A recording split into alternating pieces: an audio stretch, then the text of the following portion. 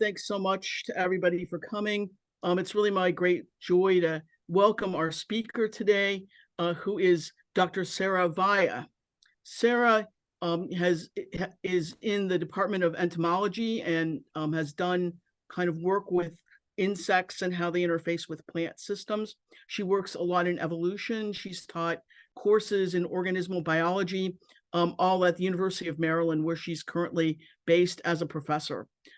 She's also done some work in climate change and has many publications, has had extensive grant funding over the years, and did her postdoctoral training at University of Chicago, where at least in the same city of Chicago. So I'm pleased to hear that. Let me say that the topic of her discussion today will be worried about climate change and our future. Take action. Sara, please get started. You're mute, Sara. Thank you. I've done about 2,000 Zooms. You would think that I would remember to unmute myself. But anyway, I'm really delighted to be here, and I am so appreciative to Maynard for inviting me. Today, we're going to talk about climate change and what to do when you're worried about the climate and our future. I'm going to talk to you for probably almost an hour, but this box has everything you need to know about climate change. It's real. It affects everyone. Humans caused it, and we have solutions. So I'm going to get around to explaining this diagram a little later in the talk for how you can identify climate actions that work for you, and so that you can get involved in being part of the solution. And for those of you who don't like graphs, I will be showing a graph of what has happened to global climate temperature in just a minute. But this is called the climate stripes. And a professor over in the UK, Ed Hawkins, dreamed this up. Every year is indicated here by a stripe, a color. And the blue and cooler colors are cooler temperatures. The red and warmer colors are warmer temperatures. And you can see the whole progression of global warming in this really cool diagram. Okay, so let's get going with the meat of it. As all of you know, I'm sure human activities cause the emission of a variety of planet-warming gases. We call those the greenhouse gases. And these are what cause climate change by slowing down the loss of heat from the Earth so that things warm up. Yeah, that's what this says. These gases accumulate and they slow heat loss. This causes the air and the ocean to warm up. Here are the main sources, global sources of greenhouse gases. And I'll be in particular talking about food. I might say a little bit about agriculture. All right. So here's a graph. This is the time for those of you who like graphs, showing the global temperature each year from about 1850 through 2023. And the black dots are the average temperature for the year. And the vertical black lines show you an estimate of the amount of variability around the globe and the temperature. And what you can see is in the early part of the graph, up to a little bit past 1900, there's a lot of variation, and these spikes and dips are caused by naturally occurring variation that affects the weather, El Nino and things like that, nothing to do with climate change. And this sort of flat part of the line is really the baseline. It represents the temperature in the pre-industrial period. Okay, so the Industrial Revolution was back here. And what we see is that so greenhouse gases started to be emitted back here, but they really build up to the extent that they're registered in the global temperature around 1920, and things start to increase. There's a little bump here that has nothing to do with climate change. It's something else. But what you see is around 1970, there's just a relentless upward movement of temperature. And it's also kind of interesting that even though in the early years here, the pre-industrial era, these lines showing global variation in temperature are pretty big. Once 1970 comes and we get this, the whole globe is warming up. So the human impacts on the climate are really kicking in. And in fact, according to some climate scientists, increasing. Here's the global average temperature for last year.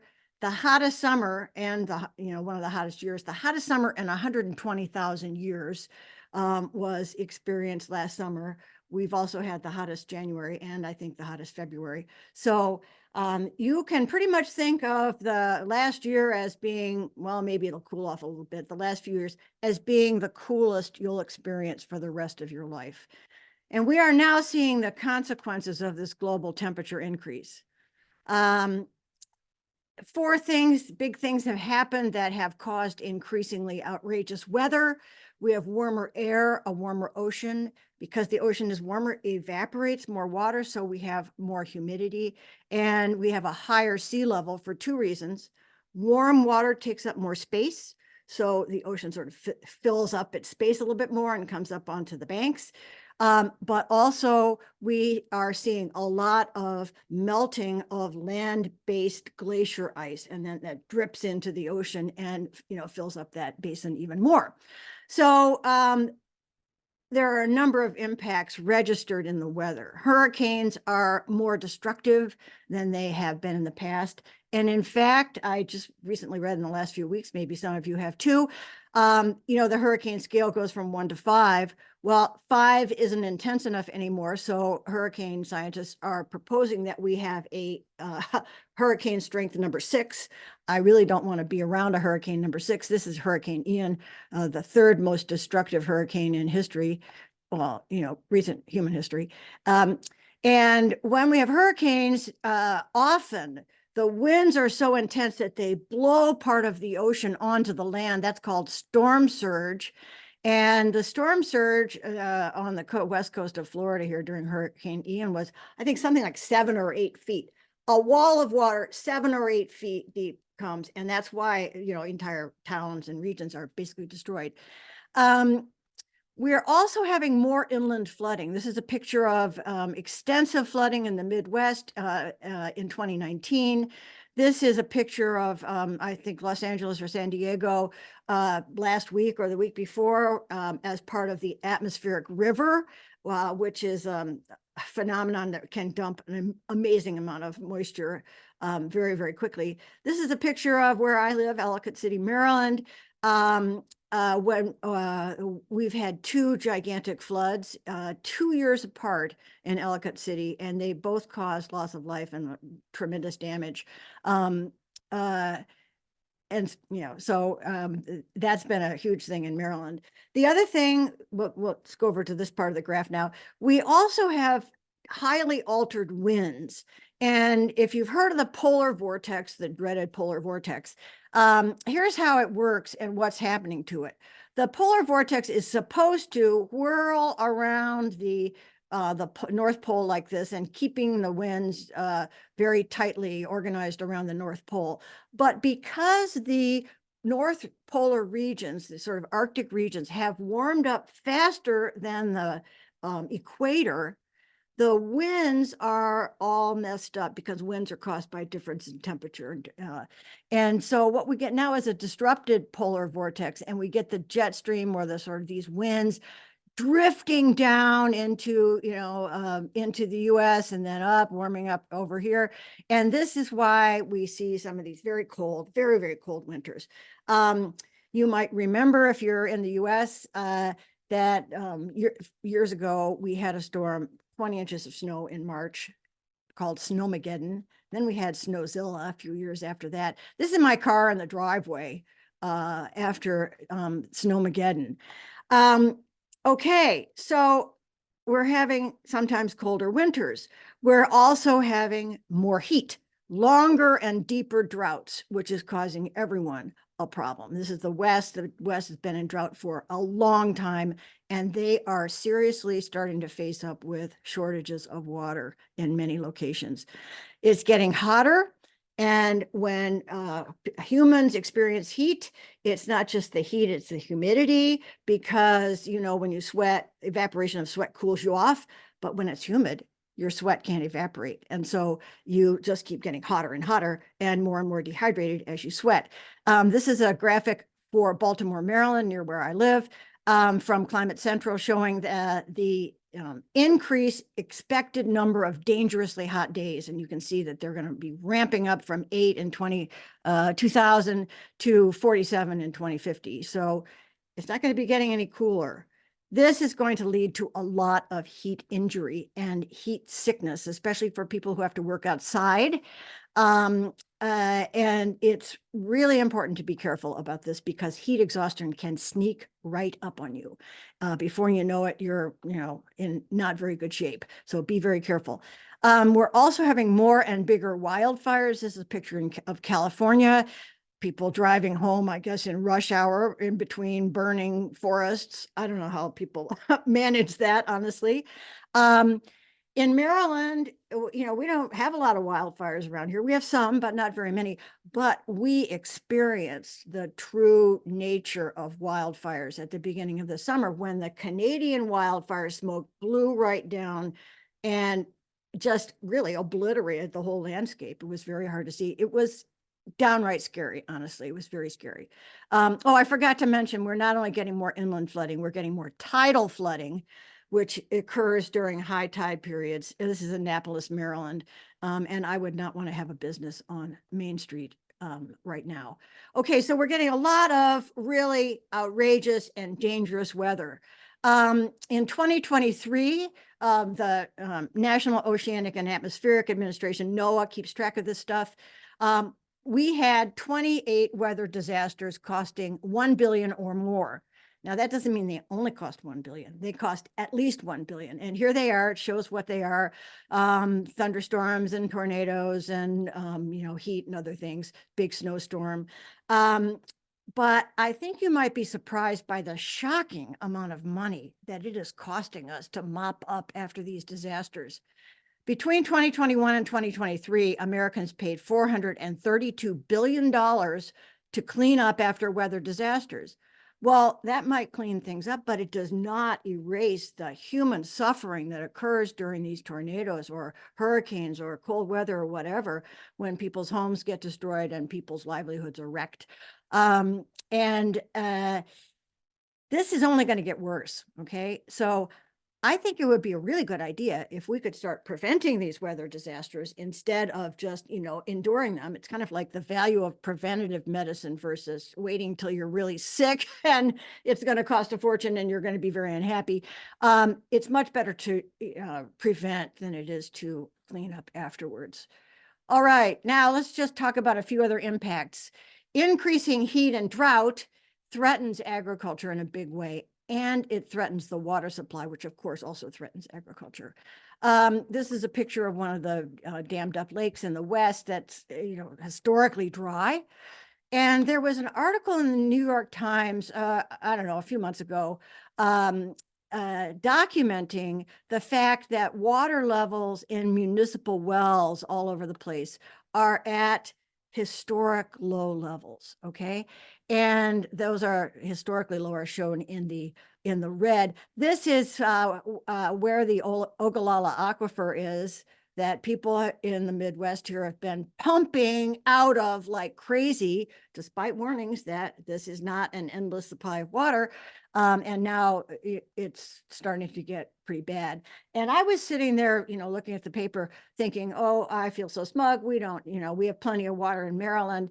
And then I looked at the map around Maryland and saw, in fact, there are a number of places in Maryland that have historically low water levels because Maryland farmers and farmers all across the country are over pumping groundwater and water supplies for irrigation. We already know also that the use of water in rivers like the Colorado River for agriculture and other uses is posing a big problem on the level of these water supplies. So this is a problem. Okay, shorter, warmer winters are great for gardeners. We love it, but they increase allergies and the spread of disease. When the winters are longer and it's shorter and the growing season is longer, there's more pollen and a longer allergy season. So, hey, new headgear might be handy. Lyme disease is totally on the rise. Maryland is the 7th sort of worst state for Lyme disease. And so we keep track of this pretty closely. The reason that Lyme disease is increasing is that climate change and warmer winters has boosted the overwinter survival of the deer and the mice that are hosting the deer tick that spreads Lyme disease. And these little larvae are the big ones that mostly spread it. And they are so tiny. They look like a piece of dust. It's very hard to see. Also in Maryland, we now have the Lone Star tick from Texas, which spreads this thing called alpha-gal syndrome, which causes you to get sick if you eat beef, and the dog tick, which spreads Rocky Mountain spotted fever. It is super, super careful. If you live in super, super important. If you live in a place where there are ticks, to use repellent and be sure you check everywhere every day. Okay. So I use 20% picaridin insect repellent, which is pretty safe on my skin. And I spray permethrin, which is not safe to put on your skin, on my boots. And I still have gotten ticks in my yard over the summer. I have I have a tall grass on my property. Okay. The other thing that's happening is tropical diseases are moving northward.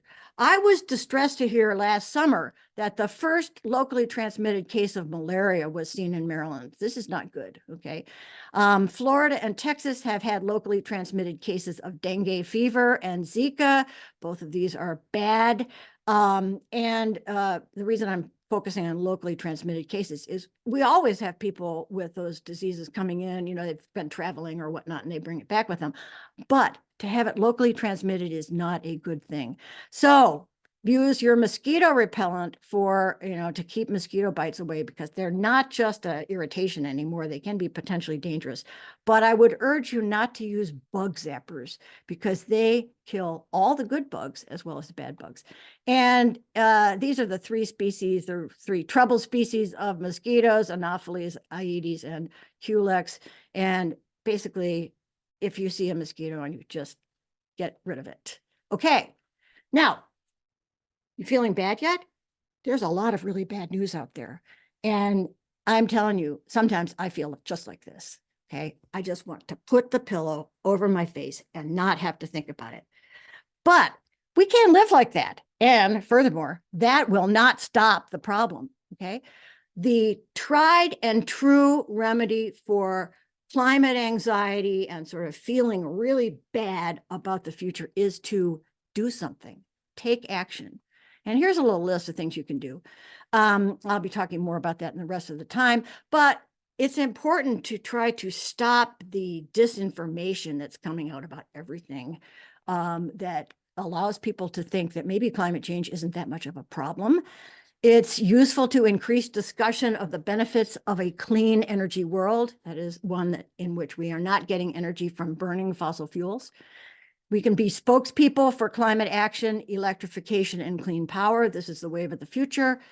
It's important that we each be willing to support change in our own lives and work to decarbonize our own lives. We can advocate for climate action, and we can celebrate all progress. We don't have continuous progress towards the solution. We have a sort of bumpy road going on here.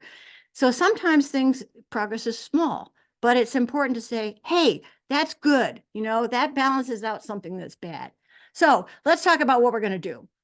I want to assure you that even though there's so much bad news in the news, okay, and that's because the news media know that people pay more attention to bad news than to good news.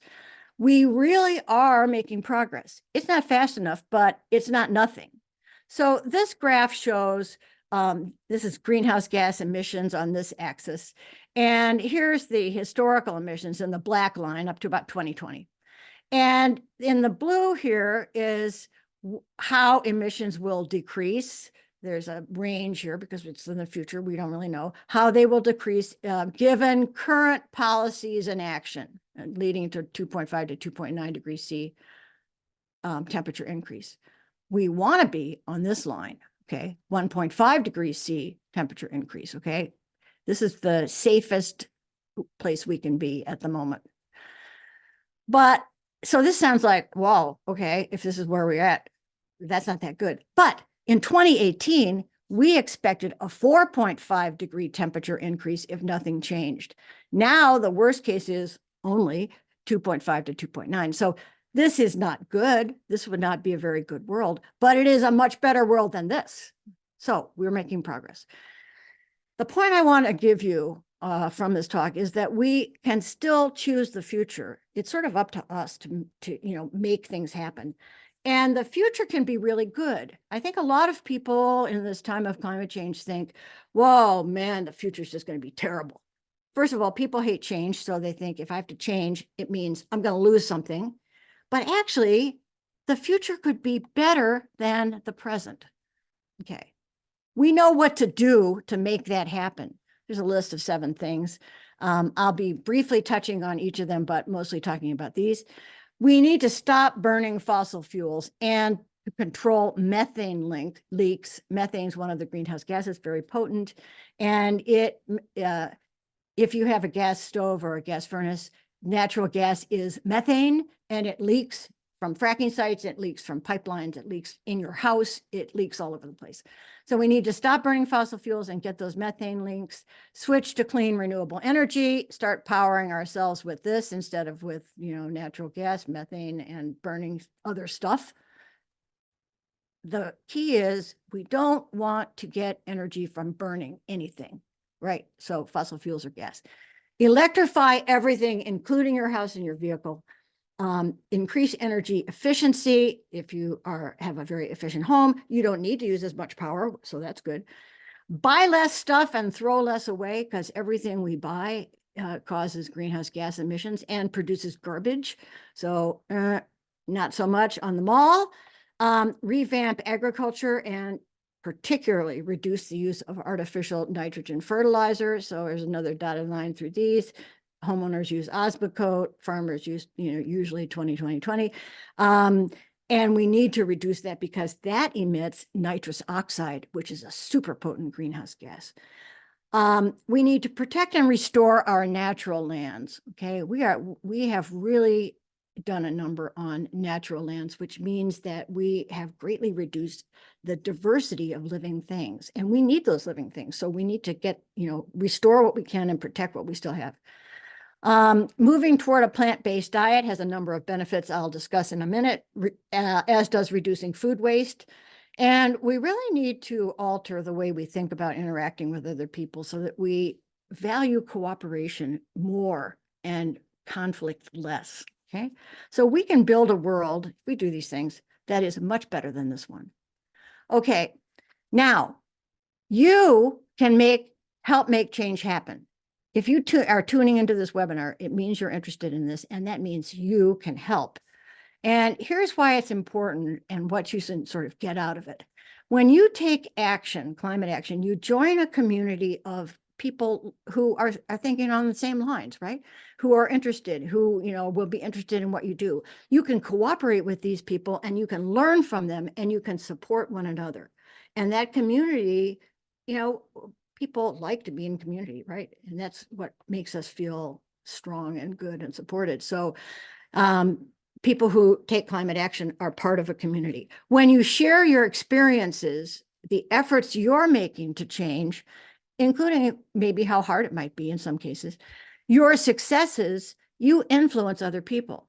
Okay, so here's a sort of a figure of influencing, and here's the person, and you have your own private and personal realm, but you also influence people in your social network and your organization and the sort of public sphere.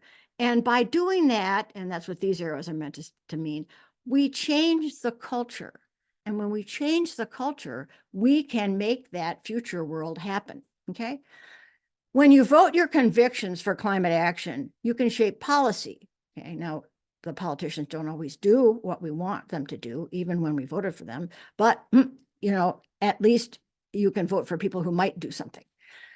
By adopting individual climate solutions in our own homes, in our own lives, we can change social norms because our neighbors see what we're doing. And this is a well-known fact. If you put up solar panels on your roof, it's much more likely that your neighbors will put them up than if you didn't do anything, okay? Because they look at you and they go, I like Joe Schmo. He's pretty smart. I think he's a reasonable guy. He put those solar panels up there. He's no dope. So maybe they're really a good thing. That's how we change social norms. Also, individual behavior change helps us visualize and prepare for this future world. There's no doubt a lot of change is happening. And, it's good to be prepared. Also, we can't create the future world if we can't imagine it. So that's important. Okay, now I'm talking about everyone taking some climate actions. And the good thing is, and the bad thing, is that there's a lot to do. There are so many different things that need to be done. That's good because not everybody wants to or can do the same thing. So this is a great diagram from Dr. Ayanna Elizabeth Johnson. And she's an awesome scientist and, has done a lot of work on trying to get people to take action. She realizes that what you should be doing is really the intersection of three things. What do you like to do? There's no reason to do something you don't like to do. What do you like to do? What work needs doing? You don't want to do something that doesn't need doing, even if you like it, right? Because that's not going to help. So you got to find out what needs doing. That's my role today. I'm going to help you understand what needs doing. And then what are you good at? Okay. You don't want to decide that you're going to be an advocate, a political advocate, and go talk to your congressperson, everything. If you don't like to do that, I don't particularly like to do that. I feel I have things to contribute in other spheres. So what are your skills, resources, and networks? When you combine all those things and get that intersection, you'll be doing something that makes you happy, something that is worth doing, and something you're good at. What could be better than that? Okay, now here are the solutions. I'm going to talk a little bit more about them. Stop burning fossil fuels. Households used 42% of US energy. So it really makes a difference what we do in our homes. These diagrams are from Saul Griffith's book, Electrify. He's really a genius, literally. And he's an engineer and has written a great book called Electrify and started an organization called Rewiring America, which is a super source for information. Anyway, he's also a great artist. So he's drawn these pictures of these vehicles and appliances, vehicles down here, and appliances that either burn gas or oil, or they use outmoded electrical resistance. Okay, what is electrical resistance? Those of you who might have an electric stove with the coils, sometimes they're under glass, but you still have coils. The coils, those are special wire that heat up when you pass current through them. That's electrical resistance. That's not very efficient, okay? And that's why induction stoves are much more efficient. They work in a completely different way. And electric furnaces aren't efficient because they use this electrical resistance. Okay, so there's 1 billion of these things out there in the US that are, basically outmoded and keeping us in the past. Most of these things last 10 to 20 years. So we're not asking you to go out and replace everything in your house right now. But Saul Griffith's point, and I think this is so intelligent, is, hey, next time you need to buy a new water heater, a new stove, a new furnace, or air conditioner, which you can get together, and a heat pump, very efficient. Next time you need to buy something like this, a new vehicle, choose an electric version, a heat pump dryer, and you can get a heat pump water heater, maybe an induction cooktop, an electric vehicle, etc. Now, again, you don't need to buy all this stuff at once, but if you buy a gas vehicle or diesel or appliance now, what you're basically doing, and I'm not putting a guilt trip on you, is that thing's going to be around for 10 to 20 years. So a purchase today prolongs the fossil fuel era. Once you get rid of those things, you're moving into the new world. Now, most people have no idea how to electrify their home. They don't know what any of this stuff is. And that's okay because they're new sort of ideas. How are you going to do it? Go here, Rewiring America. They have all kinds of guides. Here's an Electrify Your Home guide. They have all kinds of guides that will help you in this journey towards electrification. And they will also guide you to how you can save money through various government incentives. Okay, buy less stuff. Everything we buy contributes to emissions and makes garbage. Both of those things are bad. In order to buy less stuff, it's important to shop wisely. I was once a member of an organization that sent out these little credit card containers, little sleeves for your credit card.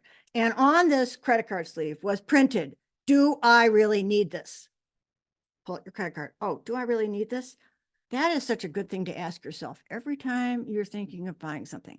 I will admit, I fall prey to the impulse buys often, but I try not to, and I'm actually getting pretty good at it.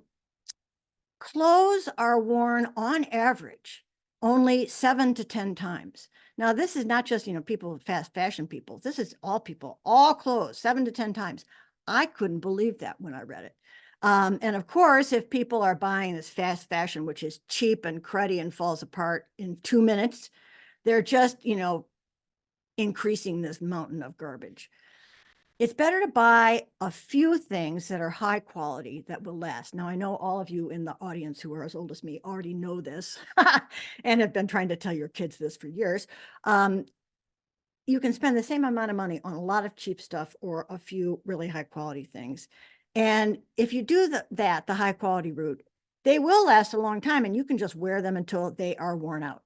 Repair stuff, don't replace it. If you don't know how to repair stuff, a lot of towns now have repair cafes. You can take your stuff over there and somebody who is really handy will help you fix it.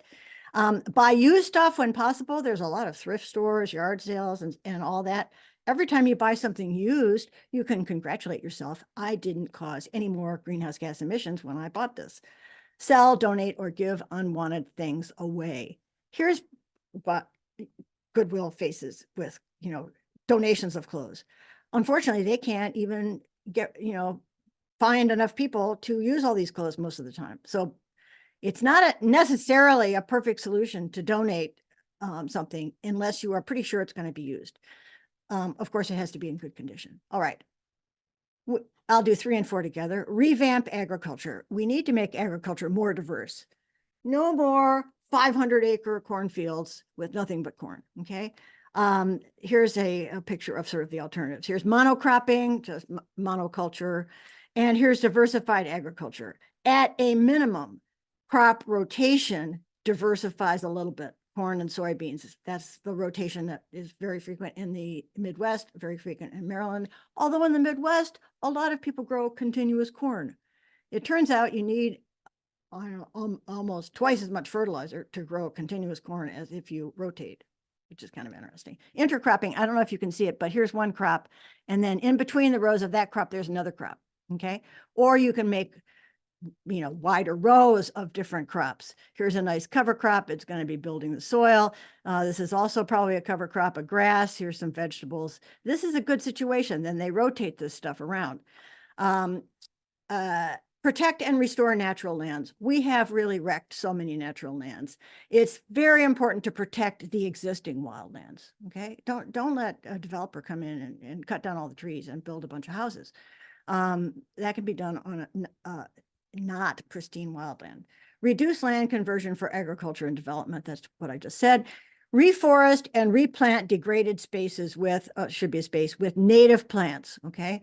It's very useful to plant native plants because native plants feed native animals, okay? A lot of good native insects don't recognize introduced plants like impatiens or something like that as a food plant. So it doesn't provide them any, food or support.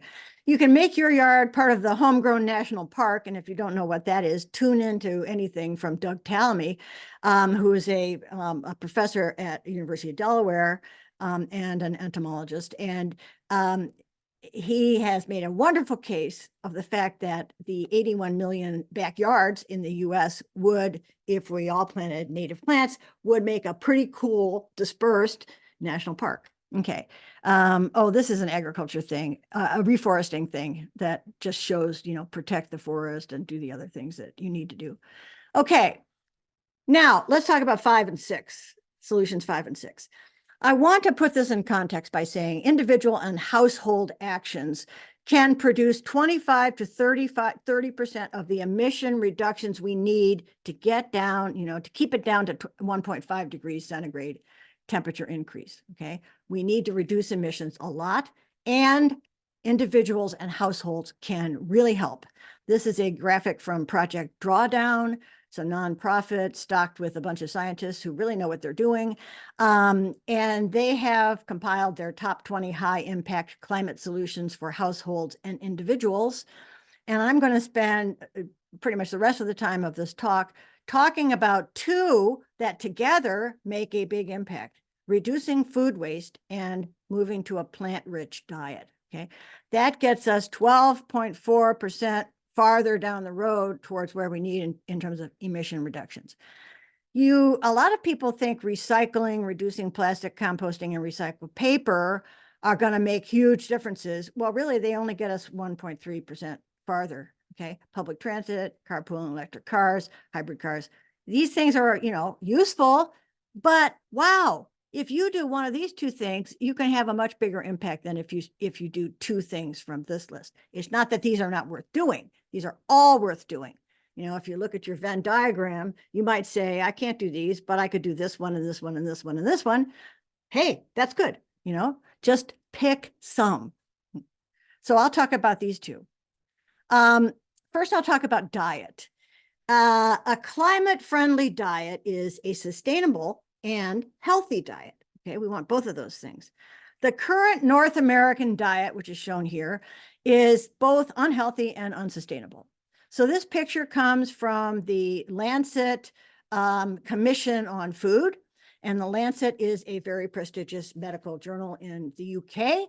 And they convened this commission to study, food and ask them to say, what would be a healthy and sustainable diet?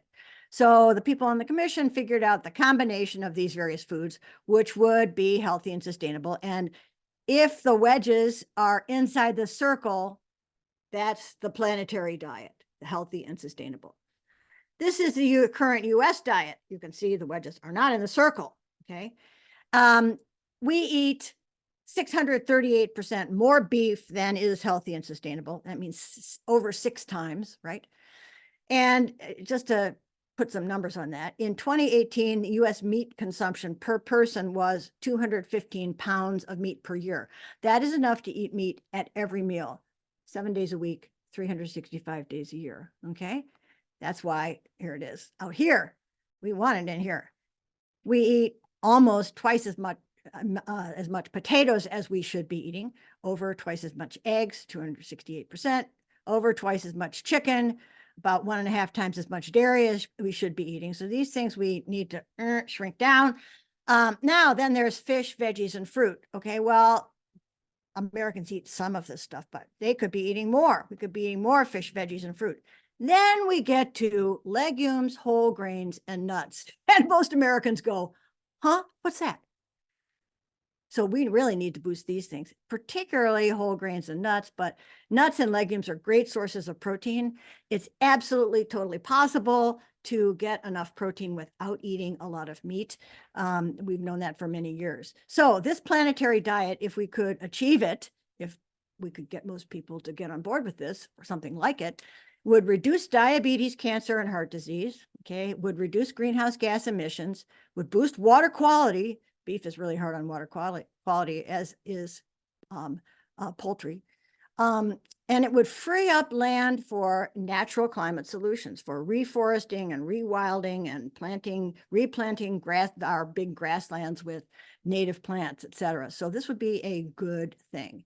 Okay, now let's talk about the climate impacts of a few individual foods. The big winner on climate impact is beef, okay? And there's these different colors indicate where the impacts happen. Green are impacts from cutting down forests to make pastures. Okay, so that causes emissions, because when you cut down forests, the trees decay and then they release their carbon back to the atmosphere. On the farm, we've got all the cattle, and they're out there burping. Methane, and manure management also causes release of methane. So there's a lot of methane. Methane is like the big problem from beef cattle. The animal feed contributes a little bit, but I want to make the point that processing, transport, retail, and packaging for pretty much most of these foods has very little impact on the climate emissions. So eating local might be good to support local businesses or support your local farmer, but it doesn't matter for climate. Okay, except, you know, don't do stuff like buy Chilean raspberries in the winter that have to fly here. Okay, but other than that, eating local is you know, okay, but it's not going to solve too many problems. Beef from a dairy herd has less of an impact because you're also getting milk from them. Pork and poultry are a little bit better, well, quite a bit better than beef. Okay, if this is 60 is the impact of beef, and you know, pork and poultry are at like 6 and 7. Okay, so like 1/10 of the impact of beef. They still have a lot of impact on air and water pollution. So but that's not shown on here. When we come down here and we look at the plant-based foods, they're way down here. In some cases, 50 times less impact than beef. Okay, so that's why we got the big green arrow pointed to them. Okay, so this gives you a little bit of insight on that. My opinion, and the opinion of many other people, we don't get enough food value from livestock to justify the environmental damage. More than 80% of farmland is used for livestock, but it produces just 18%. Here's 18% of the calories. This is contribution of farm animal product. 37% of protein. It uses 83% of the land. It causes almost 60% of the greenhouse gas emissions from food. 57%, again, almost 60% of the water pollution and air pollution, and uses 1/3 of the fresh water, you know, of all agriculture. So this seems like a lot to pay for food that really isn't even that healthy for us to eat, in my opinion. I'm not a vegetarian or a vegan, by the way, but I don't eat a lot of meat. Beef is also the biggest cause of tropical deforestation. Here are 2 pictures of illegal burning in the Amazon, probably in association with the meat packing company JBS. And once the forest is burned, then the pasture is, you know, grown for a little bit. You don't get very great pasture, and you don't get very great looking cattle either. But this is what the cattle look like in the Amazon.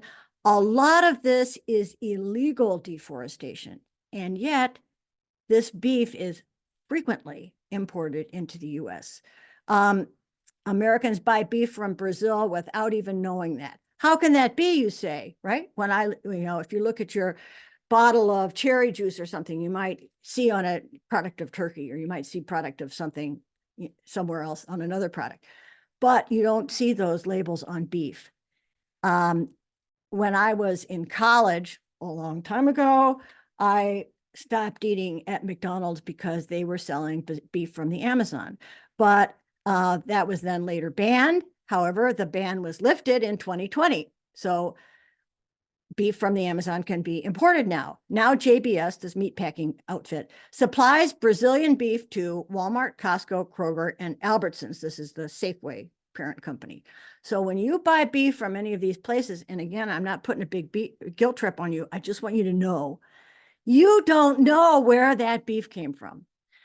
It's labeled product of USA. All that beef is labeled product of USA because the USDA watered down the country of origin laws in 2016 to exclude beef under duress from the beef lobby, right? And so as long as somebody touches that meat, processes it in any way, trims a little bit off of it, it's labeled product of the US. Other foreign meats can be labeled as from the US if they're processed in any way too. There's a great expose in the Washington Post last year about JBS and all the really bad things they're doing. Okay, now I want you to understand that you do not have to become a vegan to be helpful. here's the current diet, and this is greenhouse gas emissions, and this is the proportion of foods in the current diet. Here's beef, and this is milk, and then there's pork and some other stuff. You can read the thing here. But what I want to point out is, here's the current diet clocking in at 8 gigatons of carbon per person per year. Mediterranean diet, a little more than half that, okay? People can still eat beef and all the other food groups in the Mediterranean diet. A sort of Mediterranean diet that emphasizes fish and no beef, a little bit better, okay? It's only half the greenhouse gas emissions of the current diet. Vegetarian diet, a little less. Vegan diet is about a quarter of the emissions of the current diet. But each one of these changes, let's say you're eating the current diet now, well, you could switch over to the Mediterranean diet or something sort of like it, and you'd still have all the food groups, but you'd just be eating them in different proportions. So I want to get across the idea that it's a process. You don't have to go from this to this. I'm not a vegan because I have a milk in my coffee problem. I would have a very hard time giving that up. So I'm sort of this somewhere. Okay. Now, how do you get on a plant-based diet? Let's say, you have the typical American dinner plate, has a big hunk of meat on it. It has a few vegetables of some sort, and then maybe has some starch, potatoes, rice, whatever. And if you're used to cooking like that, it could be a little hard to move towards a plant-based diet because, like, what do I do? The first thing you can do is essentially reduce the priority of meat in meals. Instead of having a big hunk of, plain meat, you could start to make things that are sort of combination foods, like stir fries or something with rice or, other things that have a lot of vegetables in them, and they have some sources of protein, nuts. They might have a little meat in them too, a little meat. Okay. This is my motto: meat as a garnish. Instead of a big hunk of meat, you can maybe use an ounce or two in one of these stir fries, and hey, it still tastes great, and there you have it. Emphasize vegetables, whole grains, legumes, and you can include some poultry or beef. It's easiest maybe for some people to start with breakfast and then move on to lunch and then tackle dinner down the road. If you like to cook, just go somewhere online or wherever, talk to people, and find 2 or 3 new recipes and start making them. And I'm no big fan of complicated recipes or a lot of different recipes, so I eat the same thing a lot. But it's good if you can, get your feet in the ground with a couple of new things. If you don't like to cook, just find 1 or 2 things that you like. Veggie, grain, legume casseroles like this, sautés or pastas that you like, just something simple. One thing I really like that I think is very useful in this, movement towards plant-based is high protein pasta made out of chickpea or lentil flours.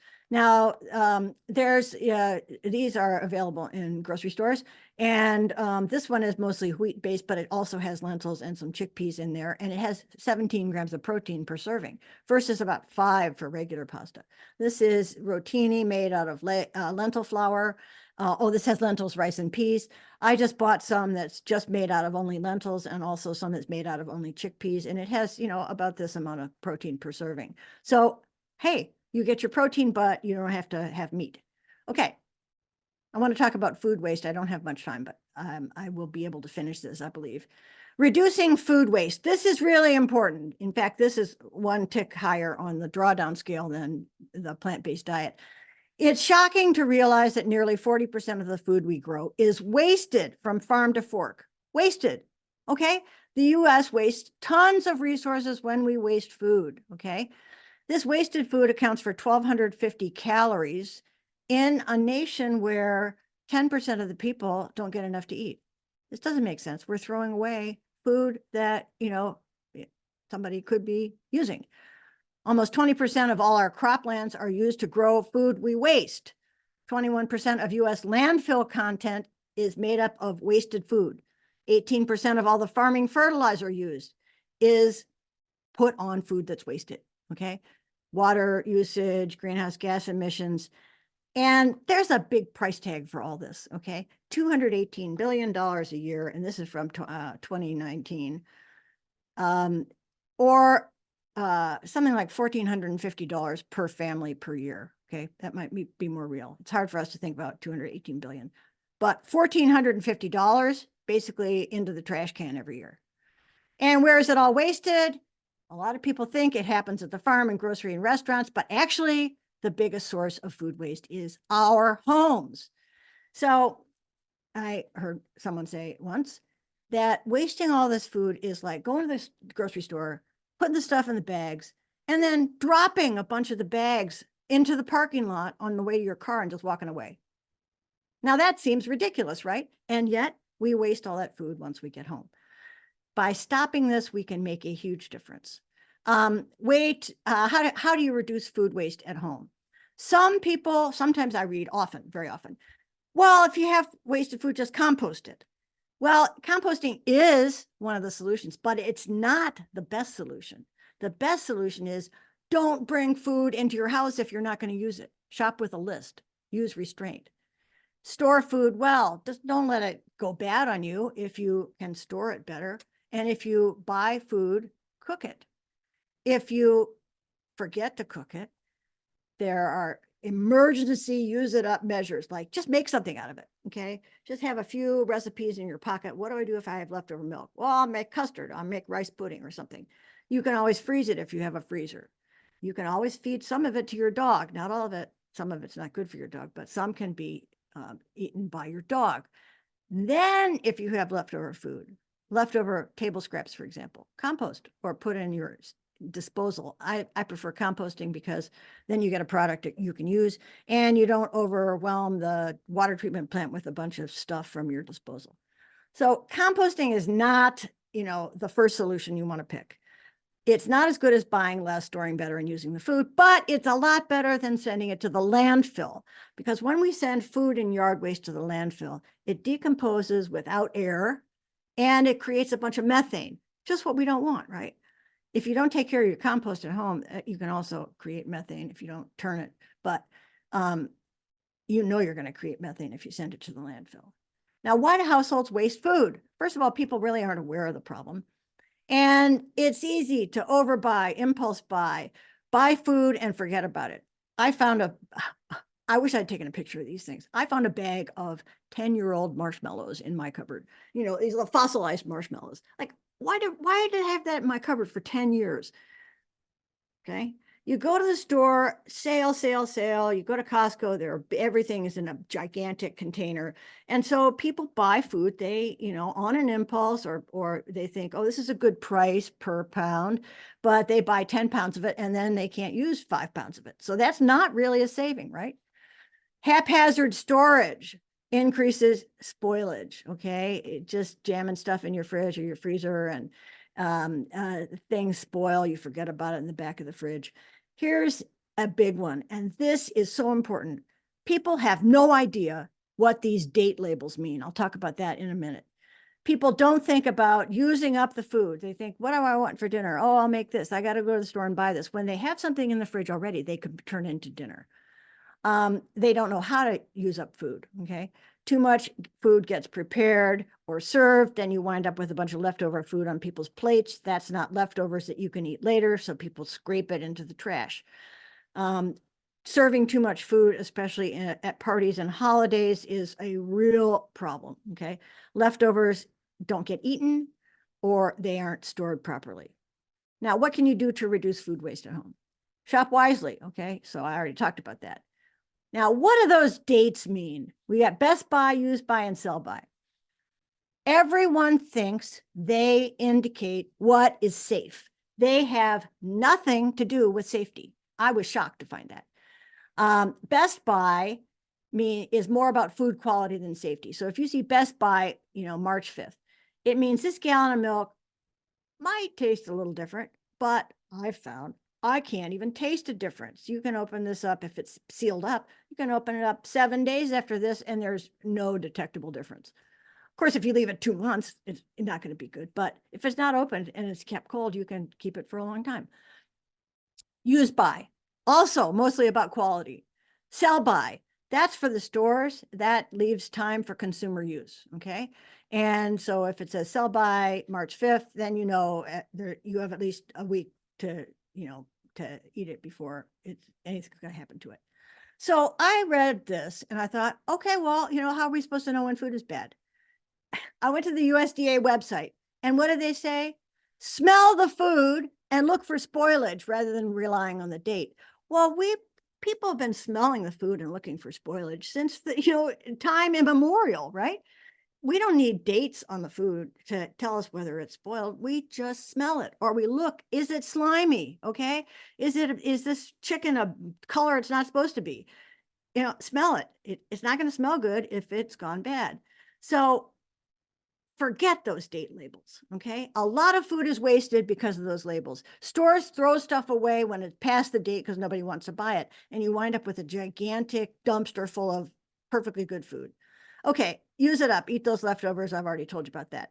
Extend the safe period. Make sure you put food back in the fridge when you're done with it. Okay. Right away. Don't, if you serve food for dinner, put the leftovers in the fridge, ASAP, and don't reheat them a bunch of different times. You keep everything clean, obviously, basic food safety.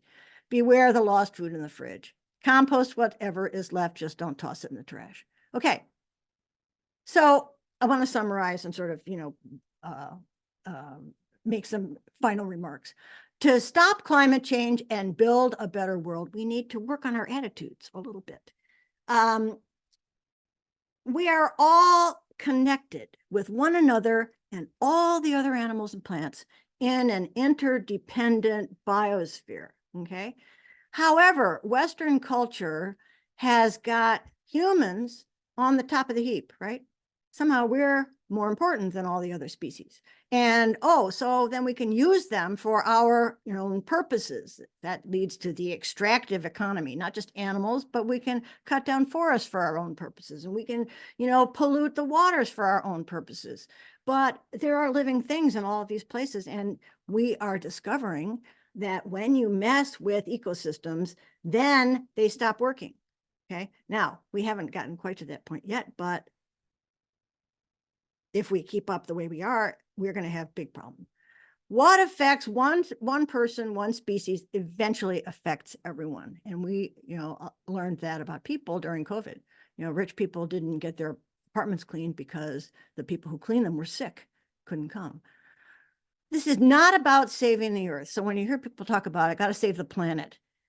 The earth does not care about us. In fact, the earth, if it has a reason, ability to think at all, would be much better off without us.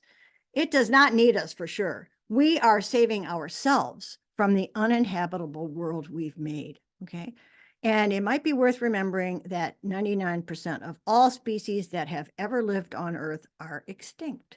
Species go extinct all the time in, geological time. So the alternative to this, with people at the top of the heap, is realizing that we are in the heap, okay? We are part of the heap, and we need to behave accordingly. To stop climate change and build a better world, we need an attitude adjustment. It's sad to think of the way things used to be. And as I get older, it's like, oh, I remember when we had all these birds and all this other stuff. I wish things were like that. And, there's a whole political movement based on, the past, which isn't really like people think, but okay, that's different. Face your grief about things that have to change. Face your grief. A lot of people are grieving about a lot of things. I, recently grieved about the status of the beach at my favorite place, Ocracoke, North Carolina, which used to be so much nicer, but now the water's really polluted and blah. Face your grief, but then turn to the future and start working for a future that's better. Humans have historically lived more cooperatively.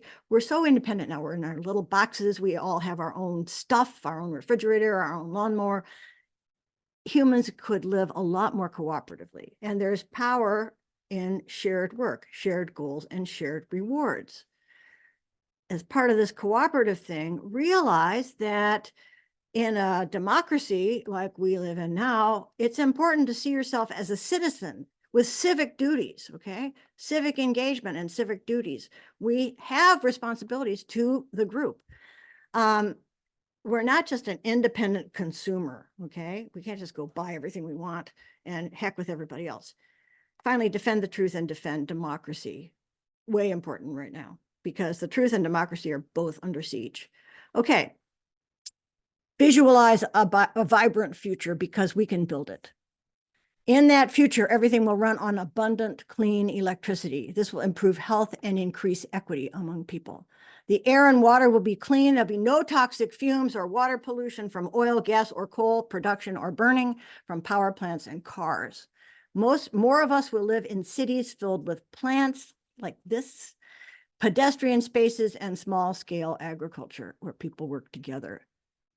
It is really time to get started on this. And I would urge all of you to think of something that you could do, because if you are depressed about the climate change, it will make you feel better. Okay. I'm turning it over to whoever it is. I'm turning it over to Gail. Yeah, thank you very much. This is just a fabulous presentation. I mean, and there are tons of questions Oh, good. along with it, but I want to now introduce the respondent. So our respondent today is Mark Kuprich. Mark is known to many people because he's been at Star Island many times. He's a former engineer, program manager at IBM, has studied industrial technology over the years. He currently lives in Vermont, and he's the owner and operator of Maple Suites Airbnb. So he does management of property as well. So Mark, please go next. Sarah, thank you for that tour de force of optimism, I'd have to say. I do want to add, my Airbnb is one thing. I'm very proud that I have 2 apartment buildings. I have composting sites at both. I require recycling at my buildings. And I personally have chosen to buy property that includes other people. We literally do use 1 washer and dryer for 8 apartments here. So not everybody can do that. The great American dream is to own your own house, have your own car. Your talk was great. The scale of change that you're talking about is going to require a lot of change. I liked how you selected 2 top helpers, reducing food waste and getting away from a beef-centric and a meat-centric diet. I guess in my response here, I'd like to give you the opportunity to talk to a couple of things. One of which is it's going to be very hard to convince the power brokers in the United States, chief among them the American Dairy Council and the American Cattlemen's Association, to give up their livelihood. They're very proud of it. They're very conservative, and they're certainly not just going to walk away from producing meat, which they really believe is. They could care less, I think, in some ways, whether it leads to degradation of the environment or not. Right. All that. So part of what you're proposing has to talk to the politics of that. You also talked about food choice, migrating food choice in a consumer toward more veggie. That makes so much sense. If anyone wants a great read on all of this, read the book called what was it called? I forget now. It was by the former. It was the heir apparent to the Baskin Robbins ice cream chain, Diet for a New America. It's called.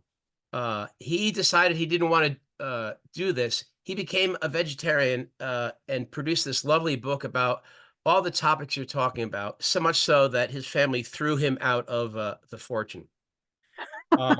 Yeah. Live your values, buddy. That's great. Yeah. I think it was called Diet for a New America. Getting people to migrate from the traditional American diet toward veggie is going to require a lot of behavior changing. I would like to ask you to talk about ways you think that amount of behavioral changing can occur. I mean, we could use regulation. We could use a government-based approach, top-down, that is preferred a lot by, Democratic people, often, Democratic political party. Or how would you go about, in the short period of time that we're talking, to really seriously increase consumer buy-in? Changing behavior is hard, okay? but Mhm. social norms are powerful. So if you are, if one is into this, if I had more dinner parties, I could invite people over and we could have some scrumptious, plant-based meal. And people who are used to eating meat would find a small amount of meat in this meal, but not a big slab on their plate. And, then they're like, oh, hey, that's better than I thought, right? Mhm. That's the first step. And, somebody says to you, I have no idea how I even start. Where do I start? And you say, try making this simple stir fry. Just cut up these vegetables, toss them in, do this. And they try it and they go, that wasn't that hard. Mhm. People try stuff and then they feel empowered to do more. And I mean, that's what happened to me. I got a solar hot water heater first, and I thought, this is great. I have hot water all the time when the sun is shining. Then I got solar panels. And that was a long time ago when the meter actually spun, right? The meter used to spin. And my meter was spinning backwards. And I thought, this is the coolest thing ever, right? Meter spinning backwards means I'm making money here. So anyway, the point is, once you do one thing, it's like, that wasn't that hard. And then you do another thing. That wasn't that hard. It's starting that's hard. Once you start, it's easy to continue. Starting is hard. Yeah, I agree. I also agree about something as simple as a dinner party. I can imagine the eyes rolling hearing this right now. However, a simple dinner party does a lot of things. Number one, it gets people out of their home where they're likely watching television. Uh, no, I'm serious. Turning that off and getting back to a more localized dining and conversational society has a lot to do with it. You can actually talk about some of these issues in real time, and there's also a good chance that several of the people at your party might not even remember how to cook much anymore. Uh, Cooking a nice meal in front of somebody is a form of leverage, and I see that. Well, plus you can say, hey, come over, we'll cook something together, Yeah. or here's a real simple recipe. It's, just 3 steps. You can try Yeah. that. If you have trouble, call me. Um, I wanted to ask you about leveraging some of your ideas. You mentioned to pick 1 or 2 things that you're good at and that you like to do.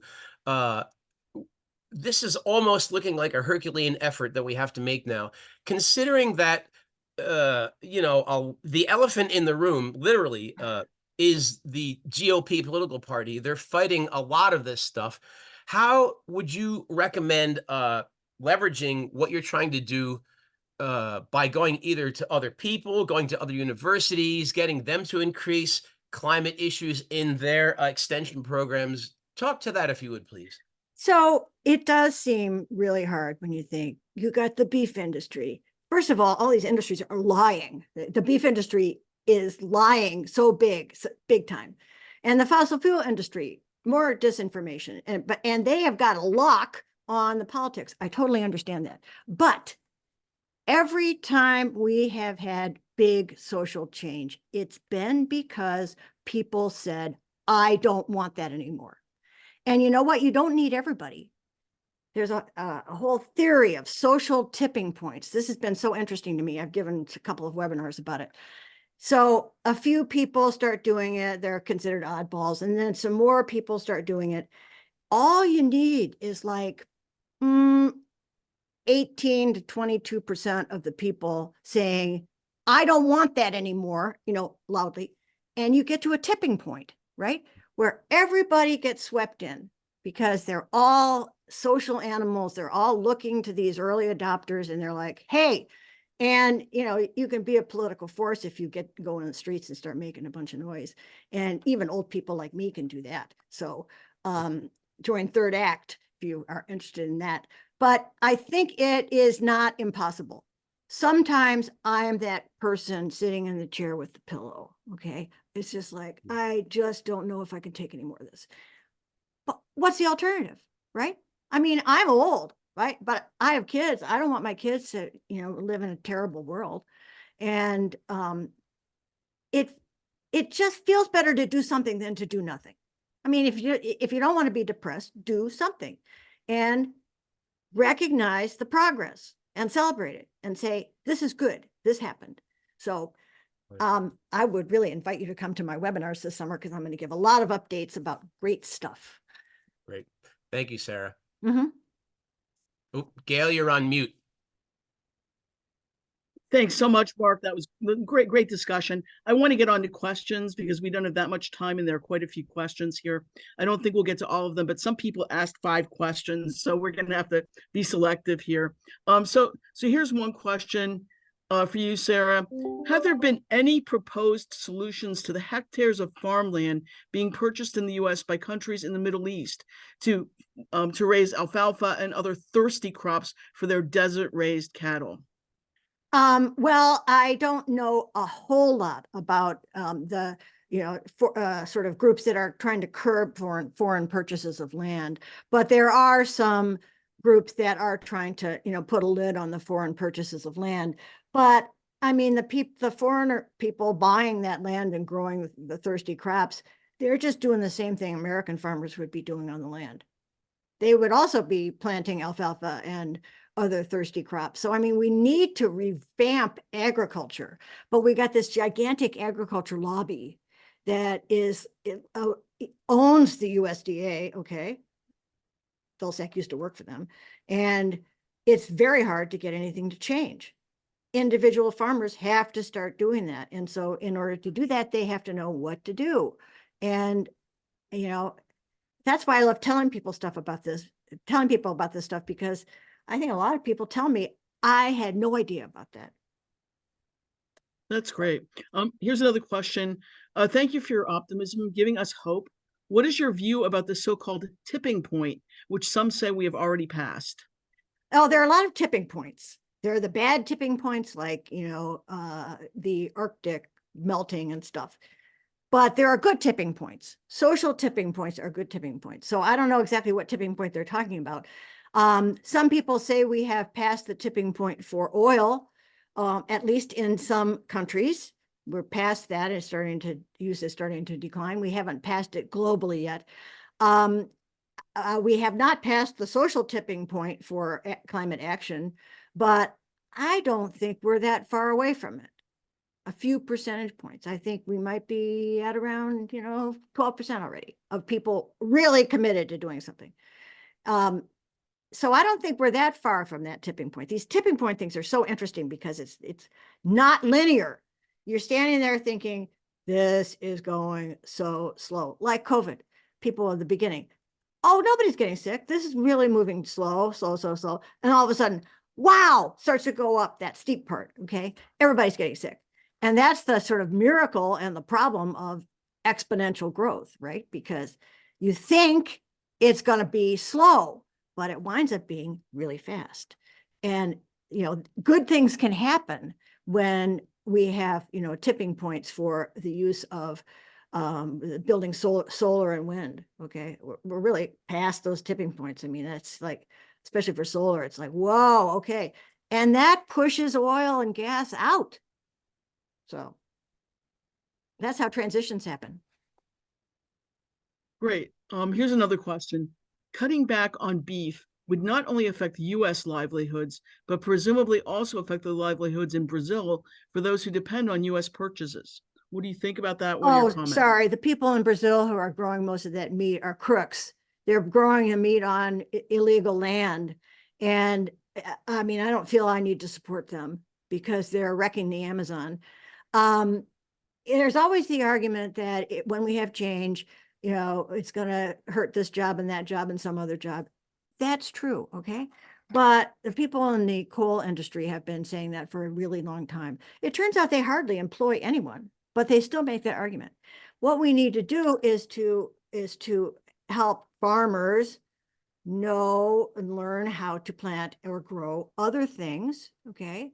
That there's other ways of doing things. Nobody is saying to this farmer who grows beef, you've got to pack it in right now and you can't do anything. I mean, there's other things that can be done on that land. A lot of ranchers actually are, in Texas, are making tons of money by leasing little plots to put wind turbines. Great. I'm interested in your thoughts regarding the argument that electric-powered equipment, is simply choosing to pollute elsewhere, that is, near the power plant. So, the Yeah, power. yeah. I understand that.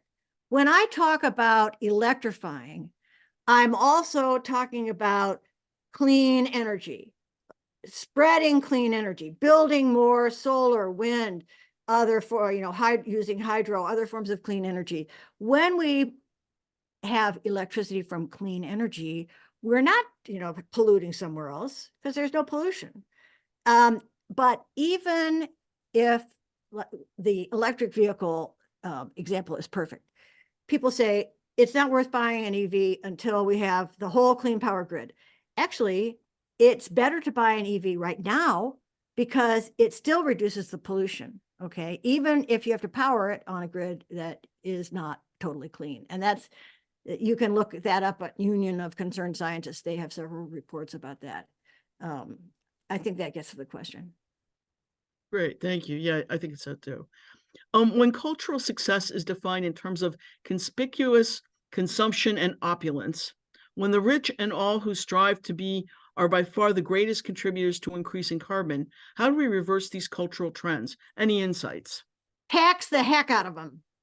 Sorry. Okay. I mean, I just did my taxes and I was like bitter for a whole weekend. Why am I paying X when these people are paying zip? Okay. And they're, causing the climate change. The top 1% causes like 40% of the climate change, right? And I just don't have the concept of why people who have so much more, I mean, unimaginably more than they need, are worried about it. I don't have a place in my mind where that makes sense. So I think somebody just has to say you need to pay your fair share, and stop with the yachts. We're going to tax the yachts. We're going to tax the private jets. You're going to have to pay for this if you're going to pollute the world. And that's hard to accomplish because the rich people have so much influence over politics. But we need to make noise about it. The only way things happen is when people like us make noise. Great. Technology exists for capturing the carbon monoxide coming out of smokestacks. Would you favor a GoFundMe or some campaign to enable utilities to pay for the increased cost? Pay for the health and environment damages of the pollution? For capturing the carbon monoxide. Oh, so there's carbon dioxide. Carbon dioxide comes out. Yeah, it says carbon monoxide, but it means CO2, okay. I think. Yeah. I think they mean CO2. Yeah. Well, there's a whole movement towards carbon capture and storage at power plants and, for making hydrogen and blah, blah, blah. And I gave a webinar about this last summer called Don't Bet on It, False Climate Solutions. It costs more. It takes more electricity to run these carbon capture devices than you are saving. And also with, like, say, natural gas, you have a natural gas power plant. Well, if you capture the carbon dioxide that's coming out of the smokestack, okay, but what about all the methane that has leaked in the pipelines and leaks out during fracking of the gas? That's not captured. So the whole idea that we're going to capture everything coming out of the smokestack is just not going to work, okay? And also the idea that we're going to take this stuff and then we're just going to drill a big hole and pump it down in there. Everything's going to be great. It's going to stay there forever. Not so much. I don't think we really have a whole lot of proof that it's going to stay down there forever. Sometimes when you pump stuff like liquid CO2 down really fast, it causes earthquakes. Sometimes those CO2 pipelines taking the captured carbon to the place where they're going to drill down and sequester it, supposedly, those pipelines break and let liquid CO2 out, which freezes everything. And this has happened in Mississippi, and people were really hurt bad when that happened. It's not particularly safe, but the industry wants us to think that it is a solution. They want us to think that capturing the carbon and storing it is a big solution, that pulling the carbon out of the air with direct air capture is a solution. I am sorry, it is not a solution. It costs so much money to pull the carbon out of the air.